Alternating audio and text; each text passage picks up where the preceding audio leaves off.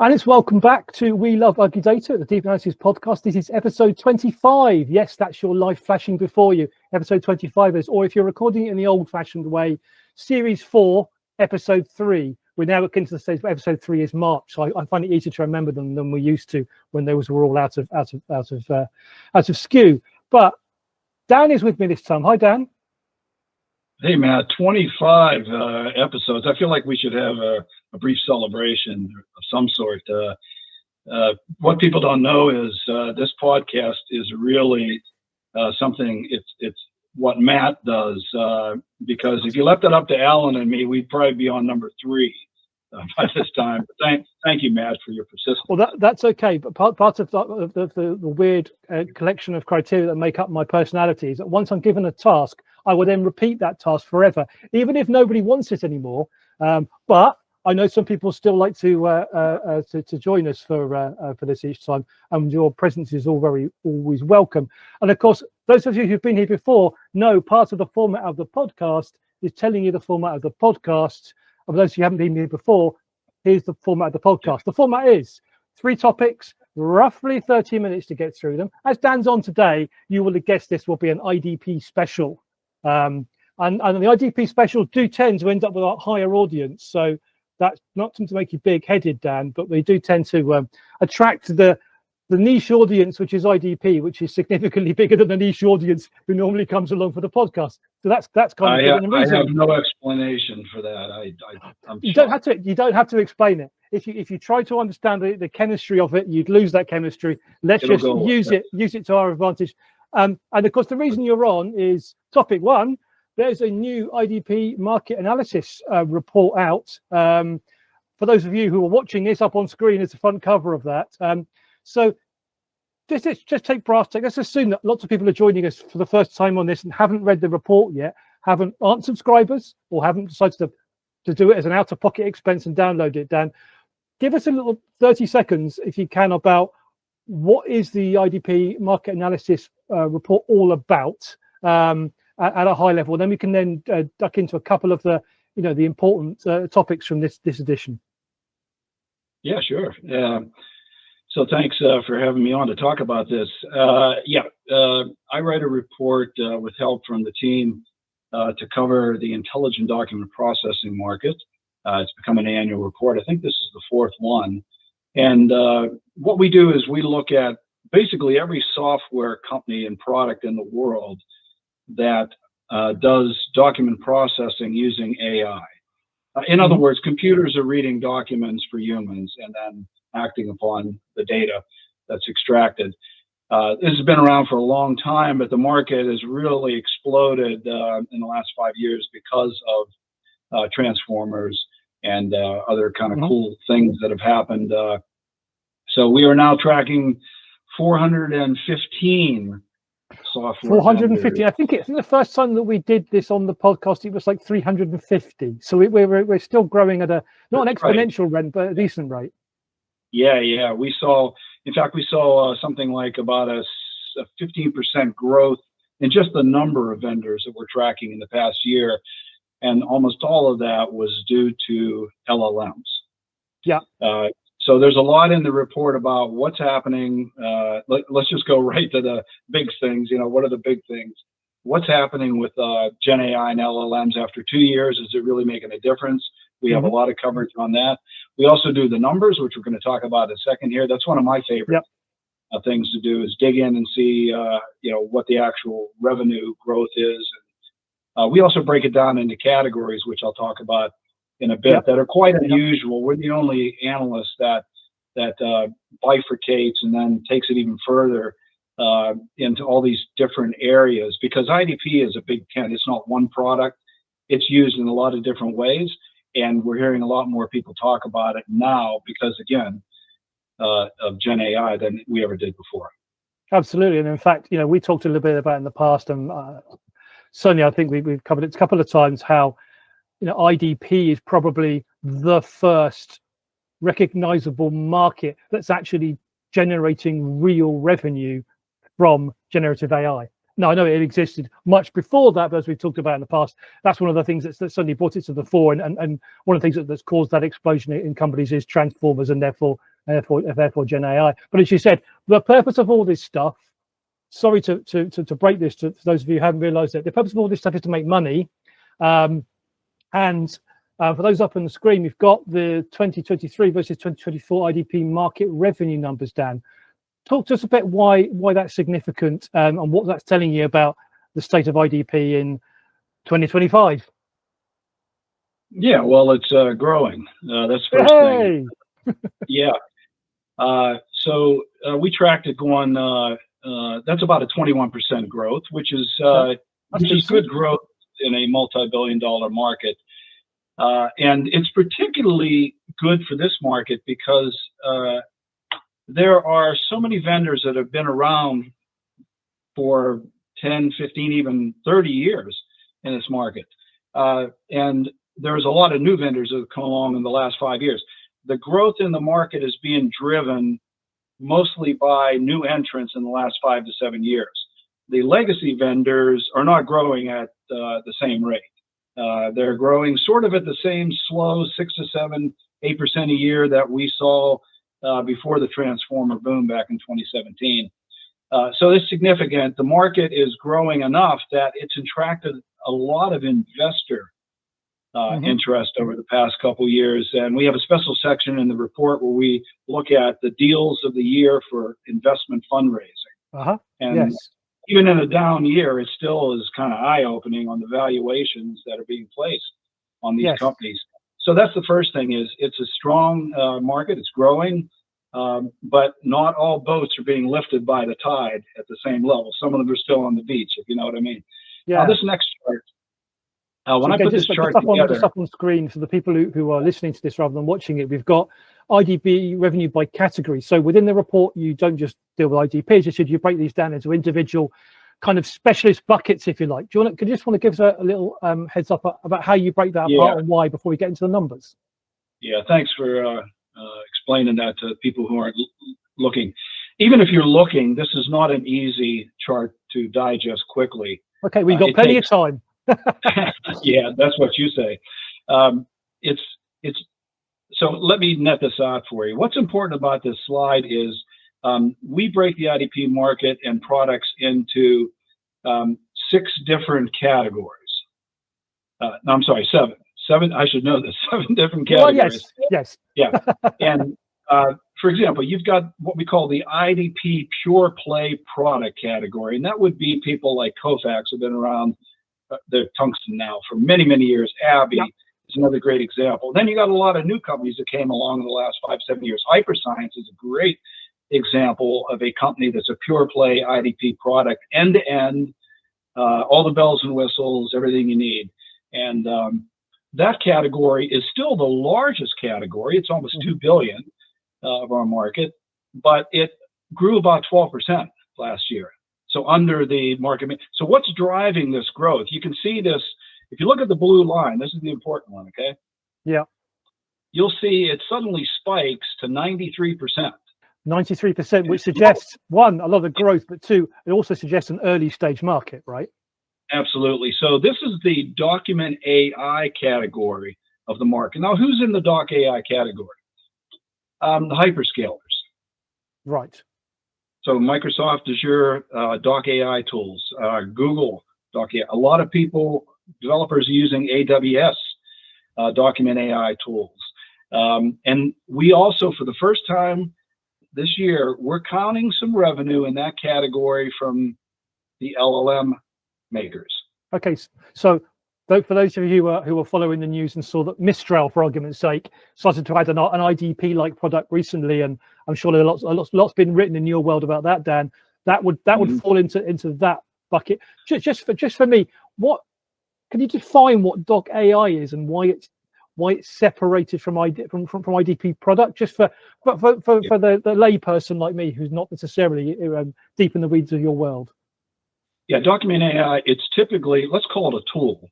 Okay. If you're a software developer and you're putting together an application, let's say you work for an enterprise and you have to do an application that includes documents that come into your company. Humans are reading them today, but you want to automate that because everybody knows that's a good thing to do, right? So you want to automate that. you have several choices. You can go out and buy one of these big IDP products, or you can build your own. And if you want to build your own, you're going to go looking for tools to do that. Doc AI includes APIs that are able to open a document, read it, extract the data, and classify what type of document is this. Is it an invoice? Is it a purchase order? Is it a contract? That's all very important for the next step in a business process. So that's what Doc AI, it's the tools, if you will. It's the toolkit. And so interestingly, some of the IDP, the other categories that you see here, the other 6 categories, some of those products use some of the Doc AI tools. Yes, so I'm guessing an awful lot of them, for argument's sake, would use something like AWS Textract, which I'm guessing probably, in pure revenue terms, sits in Doc AI, but is probably, as a result, utilized by other elements of the stack where appropriate. That's correct. So there's probably a bit of double conning that goes on in this, but really, who cares? Because we're just looking at the revenue of the people that sell these products. So in the food chain, you know, this is the grain. You know, these are the oats in the food chain. Somebody's going to bake a cake, and that's Hyperscience or Kofax. They're going to bake the big cake. Doc AI is the oatmeal. It's the butter. It's the ingredients, right, that go into that. Does that make any sense? I hope. Yeah, so to be the devil's advocate here, if I'm looking at this chart as a layperson, I look at the exponential growth in Doc AI, which you said is effectively IDP as a service, which then can be absorbed. My reading of that would be, and feel free to shoot this down, that there's a danger of IDP becoming featureized as a result of that big growth in the Doc AI use. So the growth is less in IDP as an application, but more of IDP as a feature within a broader application. Is that fair? Right. So, well, that ship already sailed. So 4 years ago, when I first started doing this categorization, I created something called the applications category, which you can see that's the yellow one. Yes. And that grew 30%. Application category includes software products that aren't IDP, but as part of doing their job, they are now including IDP functionality in it. So that's been growing, and I've been tracking that separately. There's like 75 companies I found. There's probably hundreds more that are out there that are doing this now, but they just don't show up because IDP isn't their thing. It's so anything that looks at a receipt for your expenses or something like that would fall into your applications bucket. Yeah, and it's likely that I'm covering the technology product that makes the receipt Doc AI tool.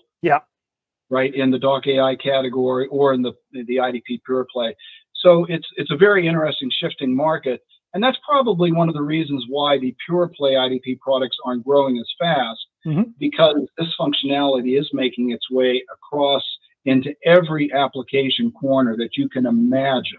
Out there. I write about something called IDP everywhere. That's one of the existential threats to the IDP products, where, you know, suddenly you're opening up Copilot 6 months ago, and from Microsoft, it's multimodal, and guess what? It does the fundamental basics of IDP. Open the document, extract the data, tell me what it is, and then make a nice little JSON format file that I can send off to my workflow. Yeah, so there's enough tools. The tools which are good enough, in the same way that Gmail is a good enough email client and Google Sheets is a good enough spreadsheet. There's lots of good enough use cases out there, I'm guessing, and that's what's maybe driving that revenue.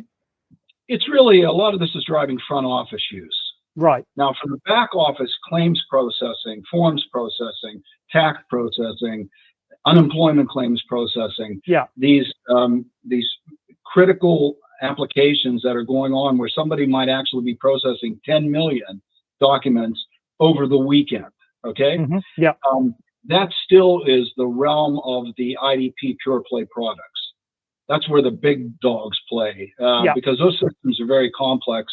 I get asked this question all the time. It's like, well, why couldn't I just do that with, you know, my AWS, subscription? I'm like, okay, in 5 years, give me a call. Let me know how you're doing, because it's not that easy to do. It's a very complex process, not just the Doc AI itself, but all these things you have to wrap around it to make a reliable, business critical, accurate system that runs basically 24/7. So it's a use case, Matt. That's what determines which level people are going to come into. Now, here's the other thing about the numbers. look at this chart. I mean, we talked to 57 vendors this year in our survey, and this runs across the gamut of the largest companies in the space and the smallest companies, and every category. Every category was represented. And 36% of the vendors came back and said, we expect to double our business in 2025. Right. So just up on the screen for those people who are listening rather than watching, we've got an extract from Dan's report, which is expected revenue growth in 2025, which is based on self-identified responses from individual vendors covered in the survey. And as you said, 36%, so over a third, say they're going to be doubling their revenue this year. From which base, we don't know.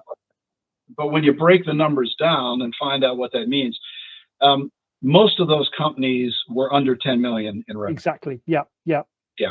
In fact, all of them were. So all of the companies that responded. Now, having done 2 startups, Matt, I can tell you it's not easy to go from 3 million to 6 million. It is not easy. Okay. Yeah. It's hard, but it's a lot harder to go from 10 million to 20 million. Well, yeah, that's often, and I think I want to say across the board, but certainly in the verticals of industries I've looked at across the years, that breaking from 10 to 20 and then 20 to 50, very, very few companies ever make that. Very few. And that's the case with the IDP market. We also have in the report a breakdown of company by size and how that works out. And there's only 1% of the companies over 100 million. And 88% of the companies are under 10 million in this space. But interestingly, in the 50% higher category, 28% of the respondents said, hey, we think we're going to grow our revenue by 50%, which is still pretty strong, right? In that survey result, there were 3 companies. One of them is over 100 million today, and it's going to grow by 50. And the other 2 were over 50 million. So that shows some significant growth opportunity at scale available in the marketplace.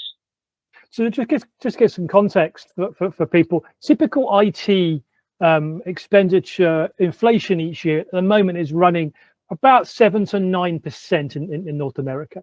So in order for companies to be generating this additional revenue, a big chunk of that is going to have to be coming from net new customers. There's going to be a certain amount of which is going to be attrition, people stealing each other's deals, of course. But there's a chunk of this which is going to come from new use cases and new environments and new processes, which is kind of interesting. That gives you an idea of how overperforming the general IT market the IDP actually is here. Just for some context. Yeah, excellent point. And there are new use cases that are driving a lot of the growth. We get into some of that in the report as well, where that's happening at. A lot of it's front office. And we're seeing an explosion in front. But interestingly, the front office apps are very low revenue in compared. Last year, we covered this in the report. The deal of the year, we always give away like an award called the Deal of the Year in IDP, right? I make up these awards. It's a lot of fun and everybody enjoys it. Well, last year it was HyperScience who closed a deal with their government systems integrator, a large company they're working with the Social Security Agency. And now everybody's thinking, oh, gee, I wonder if that'll get cut. We don't know yet. Probably won't, because this is a good thing. It's going to revolutionize the way they process claims. It was an $80 million contract for an IDP solution over 8 years. And fingers crossed that it'll actually, survive but it's one of those automation projects that I can't understand why anybody would want to cut that one, right? That's a good thing because it automates what people were doing in the past. So there's some big business out there to be had. Yeah, again, I think I mentioned it last month when I was talking to Alan on a similar subject. Without being political, there's a certain amount of pulling the wiring out of the walls. If you don't know what that wiring does, you can easily pull out something important. So let's hope that the important stuff doesn't get pulled out of the walls, but you never know. Let's move on to let's kind of we're shifting in from topic 1 to topic 2, but it's kind of seamless because we're really still covering the elements of the report. And let's look a little bit about IDP and agents. Those of you who've come to this this podcast regularly will know that because it's the law, and if we don't talk about them, then the police will come. we talked about agents specifically for the last year or so as they've become more prescient and taking up, absorbing more of the oxygen in the room. And now we're in conference season, literally absorbing the oxygen in the room. But obviously, agents within IDP is something a little bit specific. And I know that within the report up on the screen here, one of the the topics that you talk about in here in the major trends and disruptions that you talk about within the IDP report is agents, and just also up on screen. Again, I'll put links to all this stuff in the show notes. You know this if you've been here before. If you've not, you don't have to take notes. There'll be show notes with all the links for you. Is our report that we launched earlier this year, which is free to download, which is basically explaining what agents are, how to use them, and where they might be used inside your organization. It's kind of everywhere, Dan. Mm-hmm. Give us an idea of just without giving everything away, because I know we want people to to subscribe and get the report in that way, or make a one-off purchase for the report, because we've all got to pay the mortgage. Give us a little idea about AI agents specifically within IDP, and how they are, both a trend and a disruption. Yes, well, it's a trend because you can't ignore it. Of course. Yeah, I think every product discussion that you and I have had with vendors, and we're talking. So for the listeners, if you're not familiar with what we do at Deep Analysis, Matt and I, between the two of us, talk to easily 100 vendors in a year, and probably more than that. And then there's the ones we don't talk to, we don't have time to talk to, that send us, they bombard us, with their new product announcements and thought leadership. And I can really say that the latter half of 2024, was all about agents in the IDP space. Yeah. I had some vendors show me their early agents, what they were calling agents back in October through December. But when we did the survey, we asked this question to those vendors, and the 57 that responded, they were asked are you going to add AI agents to your product line? Mm-hmm. And I gave them three choices. Choice number one was, we've already released our agents. And this was in December, by the way, of 2024. Mm-hmm. The second choice was, we're working on that for 2025. Mm-hmm. And then the third choice was, no plans for agents. So those were the three choices. 35% of the respondents said, we've already released our agents, to which I thought, really, where are they? What are they doing? I'm befuddled. I don't know what to think here, because I've only seen a handful. So for 1/3 of the vendors to say, and as time has gone by since that survey came back, Matt, in the last 2 months, I've had further conversations with a number of vendors. Yeah. And there are some nascent projects out there where they have the beginnings of an agent builder or an agent platform within their IDP product, or they've released an agent that does something that you go, really, is that an agent? It opens an email, strips the attachments out, which are PDFs, reads the PDFs, extracts the data, and then does a summarization, of course, because to be an agent, you have to be able to do a summarization. Of course. That's like table stakes, which means you're using an LLM, right? I infamously, back in October, exposed something that UiPath was doing at their conference, saying it was agents. And I said, wait a second, that's a bot with an LLM. And they said, yeah, you're right. I said, so all you did was you added more cowbell. Give me more cowbell, and now it's an agent, right? And for those of you who don't know about that infamous Saturday Night Live skit, Matt will post a link to the famous More Cowbell Christopher Walken skit after we're done. So just to summarize that, Dan, what we're saying is from the survey, 84% of the vendors expect to have agents by the end of 2025 if they've not got them already. So it's the overwhelming majority have either got things in market, got products in market that they refer to as agents, or will have by the end of 2025. So it's the vast majority of the market. That was astounding. That was remarkable. But because when we did the same thing with Gen AI last year, 70% said they would have Gen AI by the end of the year. This is even higher 84% said that tells us a couple things. One is it tells us that they're feeling a tremendous amount of pressure, that they have to evolve into this new space or they're going to be left behind. One of the questions I ask is, agents, friend or foe? IDP? And really, I'll tell you, the jury has not come back yet with a verdict on that one. Yeah, and I think what you call that to a degree is something that, again, I'll put the link into the show notes. I published yesterday, in fact, which was a little bit about a report that I'll talk about next month, which is my work intelligence report that's just come out, and a little bit in mind of an event that you and I both went to last week with the AI firm Writer. And there's kind of like two strands really of agents right now. There's the theoretical what agents could be. That's one strand. And then the other is agents as they are right now. Now, these two things at the moment are almost entirely dislocated. And I think one of the things we're going to start to have to watch this year is how the meaning of the term autonomous means something different as we go through the year. True autonomy, a bit like AGI, is going to be one of those terms that actually, as people get closer to the point where they said they do something and further away from actually that being it in the true dictionary definition of the term, we'll find that real autonomy and agents actually, I think, become more divergent as we start to produce these things. If things are running off schedules and triggers and that kind of stuff, they're not truly autonomous, but they are useful.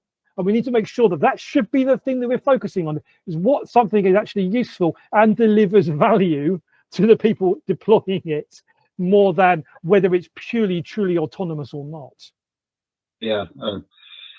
Anyway, we could talk for an hour about how we feel about agents, so we should probably move on. Yeah, of course. And that this is a topic that's going to run this year, purely because, as I said, it takes an enormous amount of our oxygen. And as we were discussing last week, I probably turn down 10 times as many briefings as I take to make sure that we keep that real focus on what we do. There's a lot of activity out there.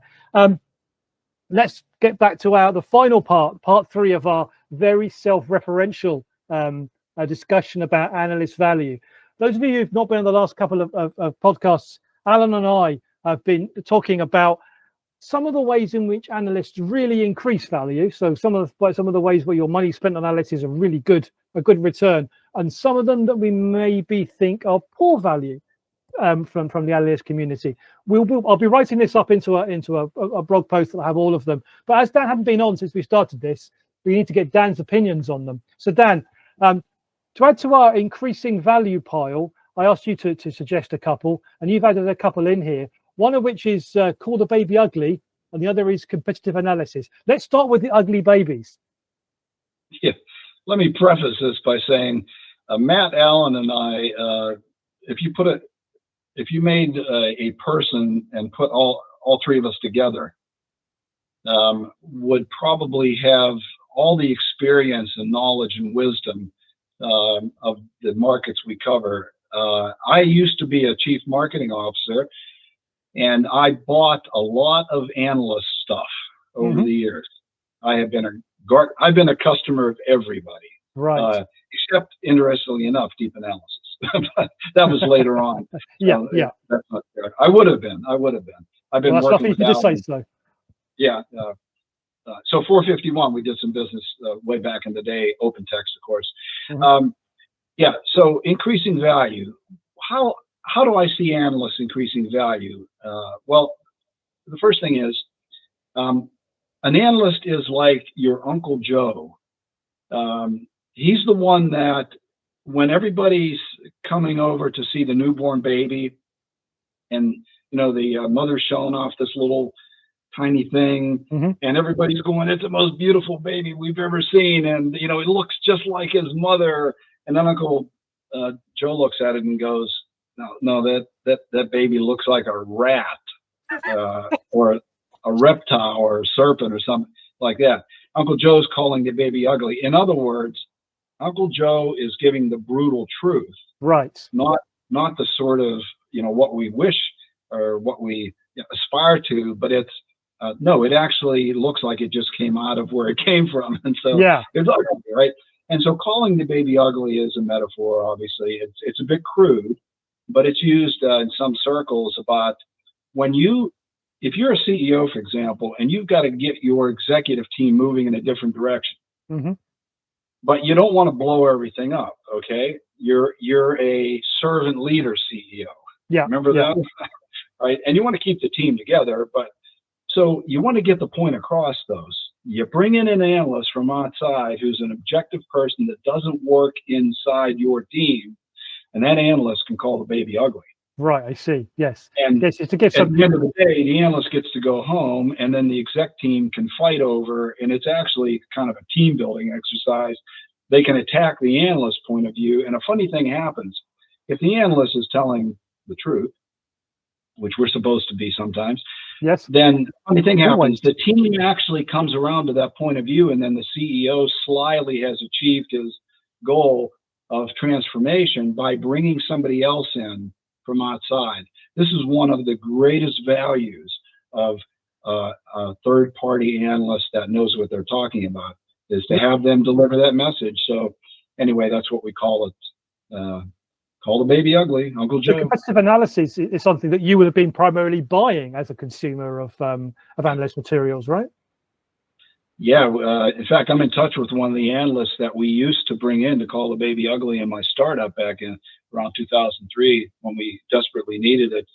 And Rich got in touch with me again and sent me some of the materials that he briefed us on. We were having a laugh over because I was the CMO and I got defensive back then. This outsider was coming in. But then over time, we realized that these were things that we had to do and the changes had to be made. But the outsider delivering it made it less emotional. We didn't attack each other. We just attacked the analysts, called them stupid. They don't know our business. But eventually we came around to that point of view. So it's very valuable. Yeah. So let's get on to the decreasing value. Yeah. So again, we have on the screen what we had last time. Again, I won't run through these because we are actually a little bit short on time, but they will be in the blog post that will link back to this. So areas where analysts reduce value, Dan, one is a lack of real world business experience, and another is too long, didn't read analysts. I think you need to certainly explain the second one of those. Yeah, I mean, the first one is self-evident, and obviously I would be saying that with my background, right? Of course. That's self-serving. TLDR, so this is, an acronym that's been around for a while that the cool people use on the internet, and it stands for too long, didn't read. And we now live in a world, and Gen AI summarization has just made this ridiculous, where let's say I write a 61-page report about the IDP market. It's in-depth. It has really in-depth information, okay? And Matt would like to know what's in there, but he doesn't have time. He can't be arsed to, can I say that on this? He can't do that, that's fine. Right. And so he's going to have his Gen AI summarize it for him because it's too long for him to actually read. So he's going to be honest and say, TLDR, here's the summary of it. And these are the key points. You don't need to read the whole thing. Well, I think that this is affecting the analyst world as well, because we're the people that are supposed to read a lot of stuff in depth so that we can analyze it and then report to CEOs who are too busy to do that. Gen AI is replacing the need for an analyst to be there to summarize things intelligently for you. Or is it? Right? And so to fight back, you have to be careful because there are so many analyst firms out there and there's so much information that comes at us. Yes. That the temptation is not to actually dive deep and learn. It's to just summarize it and become a TLDR analyst. The problem with that is that those analysts are just going to pass on to their clients a summarization, and you're going to miss the real value because there's nuggets buried in things that we surface out there. And AI is showing that it's not so good at doing that. And these analysts that are going to just follow that path, and you can tell who they are because when they post on LinkedIn and they make their pronouncements and they write their blogs, they're like an inch deep and a mile wide. Right. If you look and you get under the surface, there's nothing there. Yeah, because there's a danger. TLDR. There's a danger with using the analysis tools, LMM driven ones. You end up with very, I think, cookie cutter analysis. I think is probably a reasonable way. I realize that's an Americanism and isn't always understood in Europe, but basically where everything ends up being the same because it's stamped out with a thing you'd make cookies with. Yeah, we are not TLDR analysts. I can pledge to everybody listening. Matt and I probably, spend, and Alan is the king of this. We just read everything, and then we look for the nuggets. It's usually on page 3. It's never on page 1 or 2. I am the kind of person who both will read product release notes in details and also spend their time reading companies' 10Ks and 8K financial returns in detail as well. I also will read the transcript analyst call, so I also use transcription tools, but because I haven't got the time to listen to the whole call. But I do spend way more. I mean, literally a fraction of 1% of all the input information ends up in my analysis because of all that filtering that you have to do it. Yeah, we'll try to stay whatever the opposite of TLDR is. What is it? Too long did read. Yes. Yeah. Or just too long. Just too long. Yeah. So Okay. what I'll do, Dan, is I'll wrap those up with the other ones, and there'll be a blog post in the next month or so, which will summarize all of those up. But that's the end. We've already overrun a little bit, but it's a special, and I know you have an audience. So thanks for joining us again, Dan, and we'll see you again later on in the year, and then of course at the end of the year when we have the big party with all 3 of us for predictions. So next time, 3 more topics, 30 minutes to discuss them in. Thank you for joining us, Dan. It's always a pleasure to have you here. Thanks, Matt. Always a pleasure. Of course, and thank you for coming along for this. We'll see you again next month in April. Bye-bye.